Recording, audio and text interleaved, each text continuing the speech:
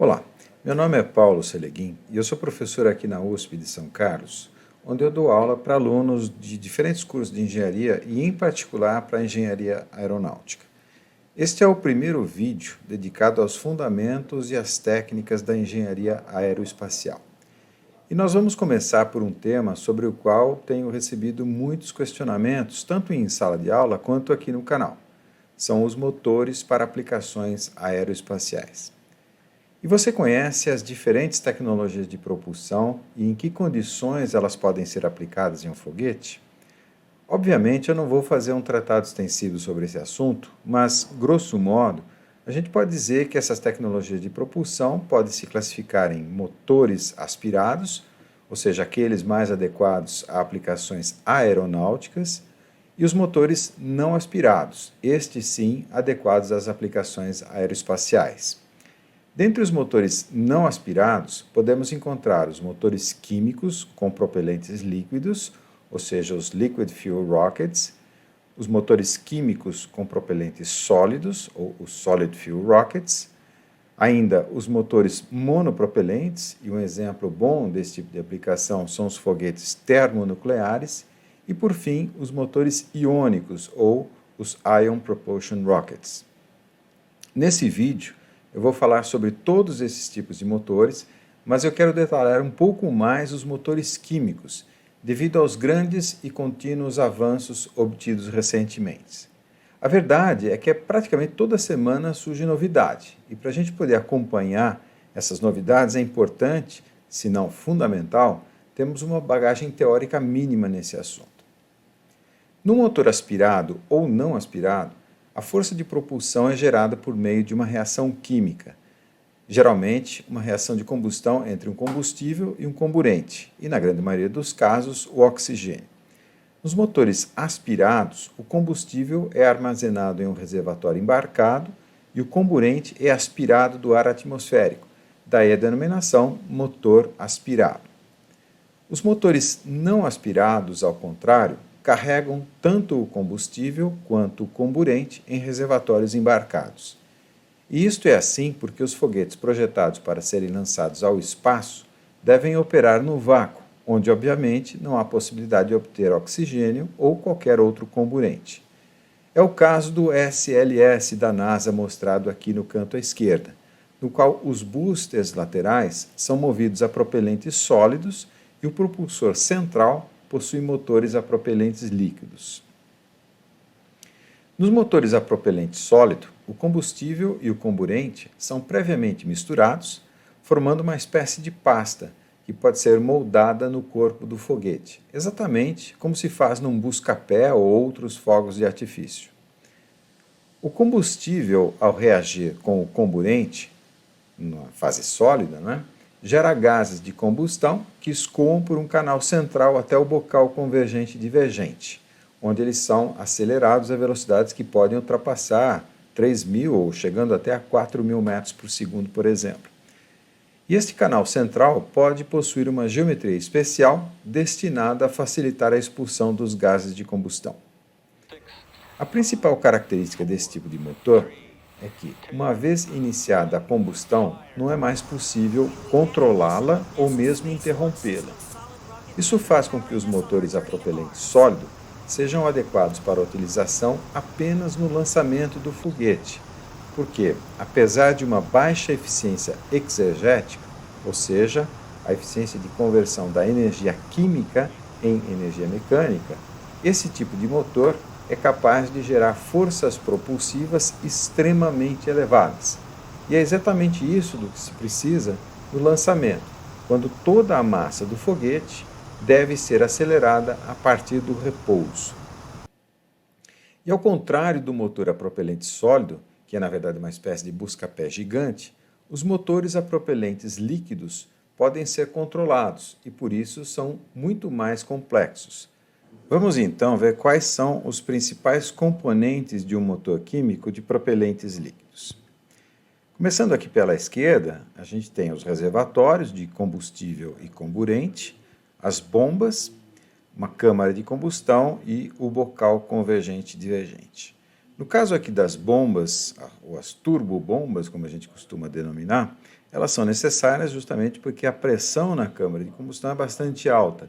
Quanto mais alta, mais eficiente é a conversão da energia química do combustível mais comburente em energia mecânica, que é a energia cinética dos gases de exaustão aqui.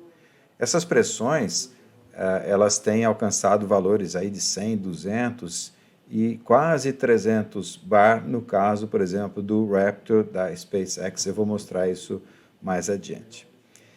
Talvez a coisa mais inusitada aqui desse sistema, que se você olhar dessa maneira é relativamente simples, é justamente o bocal convergente divergente. Então aqui você tem alta pressão, aqui baixa pressão, a pressão ambiente, pode ser o vácuo, e ocorre que os gases vão se acelerar. Só que a gente percebe, né, que a área ao longo do bocal, primeiro ela diminui, passa por um mínimo e volta a aumentar. Nesse caso, o que está acontecendo com a energia, ou seja, a energia termodinâmica na forma de pressão e temperatura, ela vai caindo ao longo do bocal e a velocidade vai aumentando, inclusive na seção divergente. Isso é um pouco contraintuitivo, na verdade, né? Porque a gente sabe quando o rio se estreita, a velocidade se acelera, quando o rio se alarga, a velocidade diminui. E está acontecendo exatamente o oposto aqui. Como eu disse, isso é contraintuitivo, mas decorre do fato do escoamento ser compressível. Eu não vou poder entrar no detalhe disso nesse vídeo, mas existe um vídeo exatamente sobre esse assunto. Eu vou deixar o link depois aqui para vocês, um vídeo sobre escoamentos compressíveis. Eu mostro, por exemplo, a partida do bocal, os fenômenos que acontecem, as irregularidades que podem acontecer, e a gente chega até a fazer uma planilha para calcular, uma planilha Excel para calcular um bocal desses. Mas é justamente nessa aceleração, né, da alta pressão para baixa pressão, os gases se aceleram e essa aceleração é que gera a força de propulsão que vai movimentar o foguete no final das contas. Perfeito. Um ponto que surge, uma dúvida que surge nesse momento é com relação às turbobombas, o que é e como funciona uma turbobomba. Bom, uma turbobomba, como eu estava dizendo, né, ela é necessária para injetar tanto o combustível quanto o comburente na câmara de combustão, porque ela está a alta pressão. Para fazer essa injeção, ela vai precisar de alguma fonte de energia, que pode ser do próprio combustível ou até uma outra fonte avulsa, digamos assim. Toda a energia necessária para tudo tem que ser embarcada no foguete. Então a turbobomba é um dispositivo que vai de alguma maneira tirar a energia do combustível, por exemplo, para esse acionamento aqui. Então pode ser um moinho, pode ser qualquer coisa desse tipo. Então turbobomba nesse sentido, né? Uma mistura de turbina com uma bomba. Alguns exemplos, o mais clássico aqui é o da bomba V2, desenvolvida ali na Segunda Guerra Mundial. Ela tinha uma turbobomba, na verdade, que funcionava com vapor d'água, né? Esse vapor d'água era injetado aqui, está vendo aqui as pás das turbinas, e esse vapor d'água mesmo, é gerado num dispositivo separado em que era reagido, né? Reagia peróxido de hidrogênio com permanganato de cálcio, gerando esse vapor d'água aqui, tá? Que expandia na turbina. E o eixo da turbina é ligado no eixo das duas bombas, tá? Esse eixo solidário, aqui em lilás, né, estão as duas bombas, aqui no caso a álcool, a V2 era movida a álcool, na verdade, tá? E o comburente era oxigênio líquido. Na sequência, então, a próxima dúvida seria o seguinte: quais são as diferentes configurações de alimentação da câmara de combustão, ou seja, as diferentes maneiras da gente ligar a ou as turbobombas? O primeiro e mais simples é o chamado acionamento de ciclo aberto, ou simplesmente ciclo aberto, como eu vou mostrar aqui para vocês. A ideia é o seguinte: tanto do combustível quanto do comburente é drenado uma certa quantidade, né, sangrado uma certa quantidade de combustível e de comburente, vai numa câmara de combustão avulsa, né, um pré-queimador. Tá? Então aqui a gente tem gases a uma pressão não tão alta quanto na câmara de combustão, mas alta suficiente, né, para acionar uma turbina própria. Então aqui a gente tem gases a pressão intermediária e alta temperatura, porque afinal de contas está fazendo a combustão aqui. Esses gases vão se expandir na turbina e no eixo aqui a gente vai ter a potência mecânica necessária para acionar as duas bombas, tanto de combustível quanto de comburente. Os gases de exaustão, eles podem ser injetados aqui na tubeira do motor, tá? Ou eventualmente exaustados juntamente com os gases aqui da combustão principal, que vai gerar a força propulsiva. O fato é que esses gases aqui, na verdade esses aqui, né, também, eles não contribuem para a geração da força propulsiva. Esse aqui você poderia até ter uma certa dúvida, porque é injetado na tubeira, mas a verdade é que a pressão aqui é muito baixa. A pressão aqui já é praticamente a pressão ambiente. Esses aqui, então, né, são injetados separadamente. E essa característica, ou seja, de estar muito rico em termos de combustível, a gente identifica quando vê, por exemplo, a formação de uma chama meio espúria aqui, né? Toda essa chama, na verdade, é resto de combustível que está vindo aqui, tá? E está entrando em ignição, porque encontra aí sim os gases de exaustão a temperaturas extremamente elevadas. Um outro motor que usava esse tipo de ciclo aberto, é o F1, que equipou o Saturno V, que é o Von Braun, né? Só que, no caso, é essa segunda configuração. Vocês veem aqui os gases de exaustão, esses gases aqui, né, vindo do pré-queimador, são inseridos aqui nesse manifold e eles são injetados aqui no interior da tubeira, e a razão disso é controlar um pouco a temperatura, tá? A gente vê isso num vídeo bastante interessante. Vou até acelerar um pouquinho. Deixa eu pular o vídeo aqui um pouquinho para frente e para vocês identificarem. Então, vou parar. Então, dá para ver aqui nessa região os gases frios, né? Essa parte, a tubeira vem até aqui. Essa região são esses gases aqui que são injetados, né? E então ajudam a resfriar. Nessa posição aqui já houve uma mistura completa e você vê a temperatura altíssima dos gases da combustão principal aqui.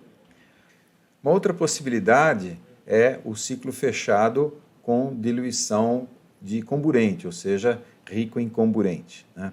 Então, no caso, o comburente é totalmente enviado para o pré-queimador, o combustível é só uma pequena quantidade, então isso queima muito rico em oxigênio, né? Então os gases que tem aqui é praticamente só oxigênio e aí a totalidade, né, o resto do combustível vem e queima na câmara de combustão, tá? É nessa turbina que é feito o acionamento da turbobomba aqui. Motores que usam essa tecnologia, o BE4 da Blue Origin, que equipa o New Shepard, né, uma cabine turística, digamos. O objetivo aqui é colocar turistas para voos suborbitais, tá? E eles já fizeram alguns testes. Esse motor é extremamente eficiente, muito. A gente vai olhar os dados, né, as especificações técnicas de vários motores e vamos comparar. Mas esse é um dos motores aí bastante reputados em termos de desempenho e usa esse tipo de ciclo fechado.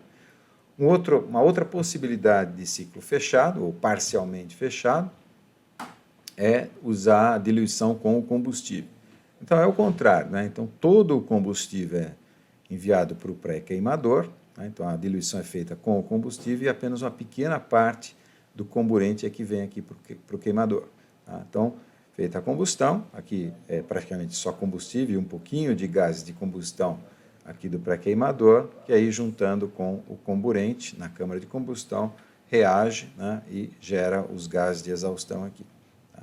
A vantagem tanto dessa quanto da anterior é que os gases de exaustão desse pré-queimador, de alguma maneira, contribuem aqui para a geração da força propulsiva, porque isso aqui está a pressão mais elevada. Perfeito. Motores que equipam isso, né, no ônibus espacial, é o RS-25, um motor extremamente testado, tá? E tem provado, né, tem mostrado um grande desempenho, principalmente em termos de confiabilidade e reutilização. Por fim, o ciclo chamado de fechado completo, em que se faz as duas coisas. Se tem aqui, de um lado, um ciclo rico em combustível, né, e do outro aqui, rico em comburente. É a mesma coisa, a combinação dos dois. O fato é que tanto os gases aqui da diluição com o comburente, quanto os gases da diluição com o combustível, né, esse aqui muito rico em comburente e esse muito rico em combustível, eles vêm para a câmara de combustão e geram a energia térmica, que por fim vai ser convertida em energia mecânica. Motores que equipam, né, é um sistema mais moderno, mas o Raptor da SpaceX, né, já foi testado, e ele deve substituir os motores, os Merlin do Falcon 9, e eles foram desenvolvidos, esse Raptor, na verdade, para equipar essa Starship da SpaceX, que vai bater o recorde aqui do Saturno V, por isso que eu coloquei essa foto para fazer essa comparação. Perfeito. Colocando agora alguns motores lado a lado, né, tem só um adicional aqui que eu não vou me dar o trabalho, mas é o RD-180, que equipa o Atlas V, tá? Mas ele é um ciclo fechado, rico em comburente. Tá? Alguns dados interessantes são do Merlin, o RD-180, o F1, o Raptor, o BE4 e o IRS-25. Tá? Então, aqui está o tipo de ciclo, o tipo de combustível. Um dado importante é o empuxo total, né? No caso aqui, o campeão é o F1 e o Saturno V, né? Agora que a gente está conseguindo ultrapassar algumas características do desempenho do F1. Tá? Então, o F1 é o campeão. Em relação à relação, né, empuxo pelo peso, tá? Então, quem ganha aqui é justamente o Merlin, da SpaceX. O impulso específico, no caso, o melhor deles é o RS-25, do ônibus espacial, tá? 366 segundos ao nível do mar e 452 segundos no vácuo. Eu já vou explicar em detalhe um pouco o que é essa história de impulso específico. Tá? E, como eu havia dito, né, a pressão na câmara de combustão, o campeão é o Raptor, mais 270 bar, mas eles já estão trabalhando aqui para chegar a 300 bar, usando, por exemplo, tecnologias de impressão 3D com ligas especiais metálicas para resistir às temperaturas que vão resultar dessas pressões mais elevadas. Na sequência, um momento nerd, né? Eu falei do impulso específico, então vamos ver qual é a definição e para que serve esse parâmetro impulso específico. Vamos lá. No caso, um foguete, né, ele é, na verdade, um grande reservatório de energia, uma energia química.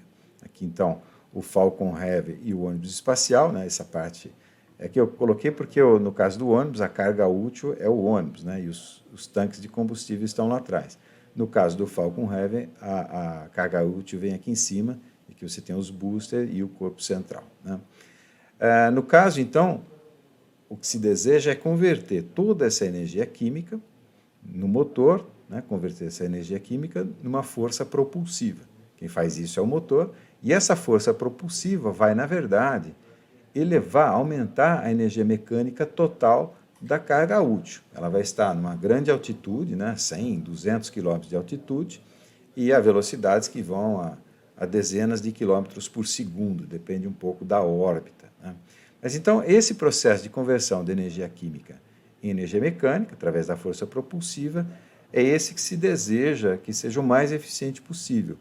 Tá? E como isso é feito no motor, o parâmetro impulso específico foi construído para poder comparar vários tipos de motores. E vocês viram, né, nos slides anteriores, existem várias configurações possíveis. Vamos começar com uma situação simplificada, análoga à do teste estático que eu mostrei no começo do vídeo. Né? Então, imagine um foguete na horizontal preso, a gente mede a força aqui, por exemplo, tá? E queimando-se uma certa quantidade M de combustível, ela é ejetada com uma certa velocidade V de exaustão, tá? E essa velocidade é gerada pelo bocal aqui que não está desenhado, e esse produto corresponde a uma variação na quantidade de movimento. Lembra, segundo a lei de Newton, taxa de variação da quantidade de movimento é a força. Portanto, derivando isso daqui, a gente tem a força. E como a velocidade de exaustão é constante, né, fica só a derivada da massa, portanto, a vazão mássica de combustível, ou a velocidade com que se queima, a velocidade mássica, né, com que se queima o combustível, é que é responsável pela geração dessa força propulsiva. Essas equações todas eu também não vou poder entrar no detalhe, tanto essas quanto outras que eu vou mostrar mais à frente, mas tem um vídeo também, eu vou deixar o link para vocês ali nos comentários, sobre uma aula em que eu faço a dedução, né, da equação do foguete, várias dessas equações que eu estou usando, eu vou fazer de maneira detalhada nesse vídeo aqui, tá? Dessa aula que eu vou deixar o link para vocês. Mas então, partindo desses conceitos, né, desses princípios, define-se o impulso específico ao nível do mar como sendo a variação da quantidade de movimento dividida pelo peso do propelente utilizado para ganhar, né, para adquirir aquela variação da quantidade de movimento. Então, usando a lei de Newton, a variação da quantidade de movimento é o impulso total, não sei se você se lembra, impulso integral da força pelo tempo, né? A força vezes o tempo. Perfeito. Então, colocando aqui essa definição, o impulso total é integral da força no tempo, tá? E aqui embaixo o peso do propelente é simplesmente a aceleração gravitacional, tá? Aqui o G0 é por isso que é feito ao nível do mar, vezes a taxa de combustão. Aqui C mais C significa combustível mais comburente. Olhando agora em termos de unidades do impulso específico, aqui em cima a gente tem unidade de força, né? Newton, então quilograma-metro por segundo ao quadrado vezes o segundo, que é esse dt aqui. Embaixo a gente tem o G0, metros por segundo ao quadrado, vezes a unidade de massa, né? Quilograma. Então, cancela-se tudo, sobra segundos, por isso que o impulso específico é definido em segundos. E, em condições reais, né, ocorre que o foguete está adquirindo quantidade de movimento, como a gente supôs até aqui, mas simultaneamente aumentando sua energia potencial. Tá? Ou seja, né, na prática não é essa exatamente a situação que a gente usa para operar o foguete. Tá? É bem mais complicado. Eu vou mostrar um diagrama aqui para vocês, por exemplo, de uma missão do ônibus espacial, né, porque são vários estágios e várias fases. Iniciando aqui no lançamento, onde toda a energia química está armazenada, né, tem a totalidade da energia química ainda está nos tanques, tá? Tanto os boosters quanto os motores principais são acionados até o desligamento dos boosters, ou BECO, né, Booster Engine Cutoff. Tá? Nesse ponto aqui, no caso do ônibus espacial, eles caem e são recuperados de paraquedas. Mas, pense em termos de força propulsiva. Os boosters funcionaram até essa altura, tá? O motor principal, os motores principais, na verdade, funcionaram até aqui e continuam mais ainda, né, até um segundo evento, que é o Main Engine Cutoff, MECO. Tá? E aqui, então, é feita a ejeção daquele tanque. Então, no caso da força propulsiva, até ao alcance ali da órbita, né, você tem o funcionamento do motor principal e dos boosters por tempos diferentes e ainda tem algumas queimas ali para manobras orbitais, para circularizar a órbita, por exemplo, ou para reposicionar o foguete. No caso dos foguetes atuais, o Falcon Heavy, por exemplo, é bem mais complexo, né? Então, lançamento, os boosters laterais são separados, tá? Eles continuam, a força propulsiva agora é só sobre eles, ela é usada para manobrar o foguete, por exemplo, para entrar de volta para a atmosfera, né? Aqui são acionados, então são acionamentos para manobra, depois acionamentos para redução da velocidade e, por fim, acionamento para pousar mesmo, que a velocidade tem que cair a zero. O motor principal continua até uma separação, tá? Aí no segundo estágio continua até a separação. Né? Aí esse segundo estágio acaba voltando para pousar aqui, e aí, por fim, né, a carga útil. Eventualmente você tem um terceiro motor aqui para posicionar a carga útil na órbita destino. Então, eu mostrei esses dois slides aqui para mostrar a grande complexidade que é o cálculo, né, nessas condições reais, principalmente nos dias de hoje, em que a gente tem principalmente a recuperação aqui desses componentes. Perfeito. No caso, aqui eu estou mostrando para vocês alguns dados da telemetria, no caso aqui do Falcon Heavy, né, são dados da SpaceX, então aqui estou mostrando a pressão dinâmica, né, que é a pressão, o meio de rover quadrado aqui nessa parte do foguete, porque justamente é aqui que a carga estrutural é mais alta. Né? Então, você tem aqui o gráfico da pressão dinâmica em função do tempo, o gráfico da altitude em função do tempo, né? E é interessante ver aqui também outros gráficos de velocidade. Então, aqui são as várias componentes da velocidade, tá? E aí os eventos que eu mostrei lá atrás, né? O Booster Cutoff, Main Engine e a separação do primeiro estágio aqui. Perfeito. Um outro gráfico, e esse sim eu vou usar, eu coloquei os anteriores aqui embaixo para referência, mas esse sim é importante porque é o gráfico da aceleração na direção do foguete. Tá? Então, ele se mede com um acelerômetro aqui, por exemplo, nessa região.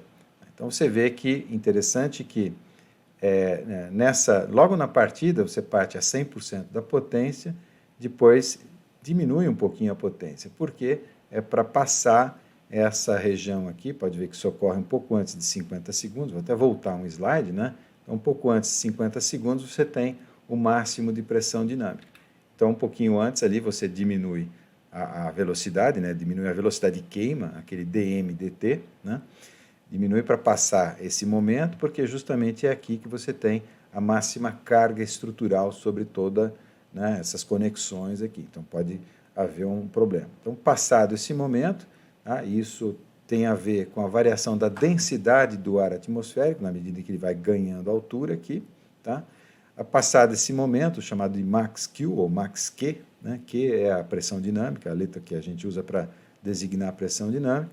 Então, passado o max Q, acelera novamente até a separação dos boosters, tá? E depois a separação do primeiro estágio, motor principal, depois reaceleração aqui. Tá? Essa curva, né, que é a de aceleração, ela representa, na verdade, a força sobre o foguete. Tá? Então, a gente vai analisar essa curva em particular, e aqui eu estou mostrando, né, os ganhos de energia potencial, cinética e total. Tá? Então, o importante é entender o seguinte, né, que esse gráfico, isso aqui é aceleração, tá, mas multiplicado pela massa, a gente tem a força que vai, né, permitir esses dois ganhos aqui de energia mecânica total. Né, numa primeira etapa do booster mais o primeiro estágio do motor principal e na segunda etapa aqui do restante, né, do secundário. Ali, okay? Então, as forças que vão gerar esses dois deltas de energia, elas são proporcionais a esse gráfico aqui. Então, calculando a área desse gráfico, a gente tem justamente o impulso, né, esse F dt, eu tenho o impulso da primeira fase da missão, vamos chamar assim, e aqui o impulso da segunda fase da missão. Por isso que é importante ter esse gráfico, porque justamente é a partir dele que a gente obtém as eficiências reais, né, em missão e não em condição de teste estático ao nível do mar, como o parâmetro impulso específico foi definido. Tá? Então, com isso, a gente calculando os impulsos, né, a gente consegue calcular o impulso específico na primeira parte da missão e na segunda parte da missão, e aí comparar com os dados que a gente tem. Perfeito. Na sequência, algumas coisas assim mais práticas, tá? Uma pergunta. Por que alguns motores são mais eficientes ao nível do mar e outros são mais eficientes no vácuo? Né? Tanto que o parâmetro de impulso específico é definido tanto para o vácuo ou para o nível do mar. Eu vou mostrar uma missão aqui, vou mostrar um vídeo de um fenômeno que acontece quando a gente lança os foguetes. Então, esse aqui é recente, né, o Falcon 9, tá, essa missão do Starlink. Então, o lançamento, e eu vou mostrar o vídeo para vocês desse lançamento, só que o vídeo é o seguinte, né, tem uma câmera aqui olhando para baixo, tá, porque estou interessado nessa combustão que está acontecendo aqui.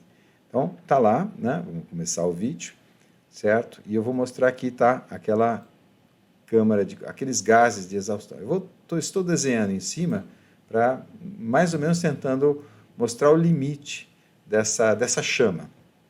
E dá para perceber que, na medida que ele vai ganhando altura, né, esse limite vai aumentando. Essa chama vem aumentando aqui, ó, tá? E mais ainda, né? O que está acontecendo? Acontecendo que, conforme ganha altura, a pressão do ar vai caindo e aí justamente esses gases de combustão eles vão se expandindo, tá? E isso tem efeito no desempenho do motor do foguete. Vamos ver exatamente o que está acontecendo. Então, o motor, quando ele é projetado, por exemplo, ele pode ser projetado para operar bem, né, ser otimizado a pressão atmosférica. Então, ele é projetado, otimizado para operar 1 bar e opera 1 bar. Essa é a condição ideal. Vamos supor que aqui a pressão da câmara seja 300 bar. Significa que no bocal de expansão, os gases aqui vão expandir de 300 para 1 bar, que é a pressão ambiente, né? Quando é assim, os gases de exaustão saem com velocidades todas paralelas aqui, a situação ideal. A gente quer velocidade na direção vertical, né, de cima para baixo, e não velocidade na direção horizontal, porque aí é energia que não vai ser convertida em força propulsiva, porque os gases que são enviados para a esquerda aqui, né, as forças propulsivas desses gases aqui, né, são eliminadas, essas forças são eliminadas pelos gases que vão para a direita. Tá? O que acontece é que na medida em que o motor, né, o foguete vai subindo, essa pressão ambiente vai caindo. Então, a pressão, digamos, com uma certa altitude cai aqui a meio bar, meia atmosfera. Então, o que acontece, né, como aqui você tem 1 bar, porque é a condição de projeto, tá? O que acontece é que você vai ter uma expansão adicional desses gases aqui de combustão, tá? Diminuindo mais a pressão ainda, você tem uma expansão ainda maior, formando, inclusive, um descolamento, possivelmente um descolamento da camada limite, portanto, você pode ter um fluxo de ar até entrando aqui na tubeira do foguete. E, obviamente, isso daqui diminui muito a eficiência propulsiva dessa conversão, né, de energia química em energia mecânica. Tá? E tanto é assim, vou mostrar um vídeo para vocês, né, isso aqui é um vídeo do escape de um bocal, a seção divergente de um bocal.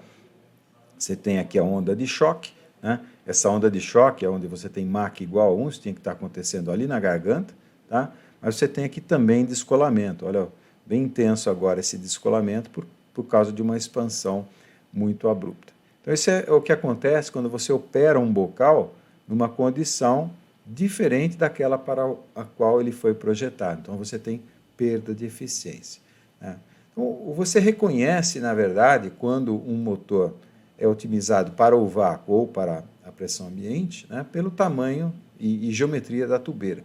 Então, isso aqui são duas versões do Merlin, da SpaceX. Tá? Quando a tubeira é pequenininha, né, como é mostrado aqui, é um motor para operar na primeira fase do lançamento, né, ao nível do mar e um pouco acima.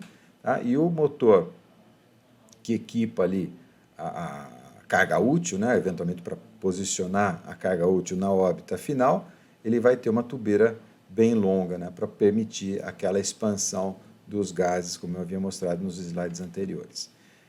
Perfeito. O que se pode fazer e o que se fez, né, para tentar corrigir esse problema? Então, vamos ver o que seria, o que foi feito, né, no sentido de desenvolver um motor autoajustável. Acompanhe comigo aqui a lógica da coisa. Imagine, então, dois motores daquele tipo lá, colocados lado a lado. A ideia é a seguinte, você direciona o jato de exaustão de um contra o do outro, né, como está mostrado aqui. O que acontece? Esses jatos, esses gases vão interagir, vão formar, na verdade, uma única expansão aqui, né? E essa região onde você tem, inclusive, recirculação, como foi o caso ali do vídeo que eu mostrei, você simplesmente corta, né? Então, isso aqui é uma parede física, então, simplesmente corta essa parede. Não sei se dá para ver, tem um pontilhado, né, mostrando que isso aqui não é uma parede física, é simplesmente o ambiente externo que está definindo esse limite. Aqui sim, uma parede física. Então, era a ideia, né? E isso foi feito, né? São os chamados aerospikes.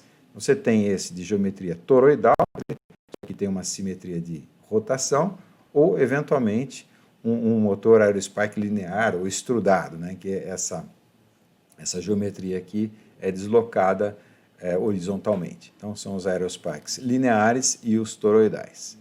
Tá? E ele é autoajustável, por quê? Porque se a pressão diminuir, então é possível expandir, porque não tem nenhuma parede física, né, limitando ali o escoamento. Tá? Ou se a pressão voltar a aumentar, ela volta a diminuir aqui. Tá? Então, teoricamente, ele é um motor autoajustável. Perfeito. Isso deveria equipar alguns projetos, né? No caso aqui o Ventura Star, né? Dá para ver o motor, né? Um aerospike linear, tá? E coloquei aqui do lado do ônibus espacial para vocês terem uma ideia. Na verdade, tem uma série de outros problemas que não vou poder entrar no detalhe nesse vídeo, né? Que levaram a um certo descrédito desse tipo de motor, mas esse Ventura também não foi para frente por questões assim, principalmente com relação aos tanques de combustível aqui. Perfeito. Eu queria falar um pouquinho também dos outros motores, né? Então agora vamos falar um pouquinho dos motores termonucleares e iônicos, né? Para a gente completar aquela lista das tecnologias de propulsão. Perfeito. O termonuclear é exatamente como um motor desses químicos, apenas a fonte de energia térmica não vem da combustão e vem de um reator nuclear, né? O reator nuclear na verdade, uma quantidade ali de material radioativo que gera calor na medida que ele vai se decompondo, tá? E esse calor é usado para acelerar um propelente, tá? Normalmente se usa uma substância com peso molecular baixo, porque com isso você consegue acelerar bastante, né, essas velocidades bastante altas aqui. Num outro vídeo a gente vai ver, inclusive, como é que se calcula essas velocidades para o hidrogênio, para CO2, para CO. Tá? E aí eu vou mostrar para vocês, né, que em função do peso molecular, não é o único parâmetro, mas o peso molecular permite uma grande aceleração, por isso se usa normalmente para essa aplicação hidrogênio. Tá? No caso líquido aqui, para poder caber mais no tanque. Né? Com isso se consegue impulsos específicos aqui, chegando a 1000 segundos. Né? Não sei se vocês se lembram, os motores de hoje, químicos, estão chegando aí a 300, 400, então é um ganho bastante significativo. Tá? E, no caso, já há alguns projetos para esse tipo de motor. Que a grande vantagem é você ter um combustível relativamente simples, né, o hidrogênio, aqui está o motor nuclear, e a desvantagem, na verdade, tá, vou até voltar um slide, né, tá nesse escudo de proteção, porque você tem um reator, né, então você tem que proteger aqui a tripulação, e esse material pode se tornar bastante pesado. Né, então, nesse desenho aqui, que é o Copérnicos, né, um projeto conceitual, então aqui você teria alguma proteção, isso pode limitar bastante. A vantagem, né, esse tipo de foguete, né, na verdade, é adequado para ir bastante longe. Né? Por isso que o pessoal ainda está na fase conceitual. Perfeito. Os motores de propulsão iônica, tá, é uma outra tecnologia. Normalmente se usa xenônio, eu já vou explicar por quê. Tá? E esse motor é um pouquinho mais, um pouquinho diferente, digamos assim. Né? Bom, xenônio se usa porque no motor a propulsão iônica, uma das coisas que é feita aqui, né, é ionizar o xenônio. Né? E no caso, ele ainda é um componente leve, né? Não dá para usar o hidrogênio, quer dizer, não daria para usar o hidrogênio, ou é menos conveniente usar o hidrogênio, porque na verdade o xenônio é muito mais facilmente ionizável. Né? Então é um misto aqui de facilidade de ionização com peso molecular. E a gente quer um peso molecular para poder acelerar bastante ele na saída aqui. Então, como é que funciona esse motor? Então, você injeta xenônio, tá? O xenônio é um gás nobre, né? Peso molecular relativamente baixo, e aqui, né, nessa câmara de ionização, é feito um bombardeamento com elétrons aqui. Esses elétrons, então, vão roubar elétrons do xenônio, tá? E vão gerar íons positivos aqui. Tá? Esses elétrons avulsos que foram roubados aqui do xenônio, eles são capturados nessa primeira grade, tá? E o xenônio positivo, né, ele vai ser acelerado depois numa câmara de aceleração. Já vou explicar o funcionamento. Tá? No caso, então, aqui são elétrons, né? Então a massa disso aqui é negligenciável, né? Mas são capturados aqui uma grade, né? Esse desenho eu procurei representar uma grade, que captura esses elétrons e exausta, né, junto com o xenônio ali. O xenônio atravessa os buraquinhos e são atraídos por uma outra grade, né, esses íons positivos são atraídos por uma outra grade carregada positivamente. Então, essa daqui negativo, né, para atrair esses elétrons, capturar esses elétrons, e o xenônio atravessa aqui e esses íons são atraídos por essa outra grade aqui, carregada positivamente. Tá? Essa é a parte da aceleração. Então, aqui, digamos, tem uma força que acelera os íons, ele atravessa tanto a grade positiva quanto negativa, e aqui atrás ainda tem uma força adicional, né, empurrando para trás, aqui, uma força de repulsão. Né? Perfeito. Né? Então, com isso, as fontes de energia para isso são fontes de energia elétrica, na verdade, eu procurei representar um circuito simplificado, tá? E esse tipo de motor permite alcançar impulsos específicos extremamente elevados, aqui beirando aos 10.000. A característica, na verdade, desse tipo de motor então, uma eficiência propulsiva extremamente elevada, né? Isso aqui é muito elevado, isso aqui é recorde, tá? Porém, obviamente, está limitado à capacidade de ionizar isso daqui, que é muito baixa, na verdade. Então, essa vazão de combustível, entre aspas, acaba sendo pequena, daí a força propulsiva absoluta acaba sendo pequena mesmo, né? 0,1 a 4 newtons, né? Tá? 10 newtons é mais ou menos 1 quilo, só para vocês terem uma ideia. Então, isso daqui é como tentar acelerar um foguete, né, com uma força de 5 quilos. Então, obviamente, não é possível funcionar isso no lançamento. No lançamento você precisa de forças gigantescas, porém, é possível perfeitamente usar isso no espaço, uma vez já em órbita, né? A ideia é uma força pequena funcionando por um longo período de tempo, e é perfeitamente possível porque, digamos, a vazão do combustível é baixa, né? Então, há cálculos mostrando que essa tecnologia pode permitir, por exemplo, chegar em Marte em 40, 30 dias, contra, né, anos, 1 ou 2 anos, quando se usa motores químicos para fazer essa propulsão. Então, normalmente é uma tecnologia mais destinada a satélites ou a pequenas cargas aqui, mas que vão se deslocar por muito, muito tempo, tá? Então, com isso, essa é uma solução bastante interessante nesse tipo de situação. Outras questões que podem surgir, né? Eu não vou abordá-las nesse vídeo, né? Por exemplo, quais os tipos de órbita e quais são as manobras orbitais para acessá-las? Como posso resolver essas equações que governam o lançamento e os movimentos orbitais de um foguete? Como é feito o cálculo da energia necessária para colocar em órbita uma determinada carga útil? E como calcular as temperaturas na câmara de combustão e as velocidades dos gases de exaustão? Todos esses dúvidas, todos esses aspectos aqui eu acabei mencionando nesse vídeo, mas obviamente eu não posso abordar todos eles num único vídeo, então isso vai ficar para os próximos vídeos que eu vou lançar aqui sobre esse assunto, girando em torno de engenharia aeroespacial. Ok? Então é isso, espero que você tenha aproveitado.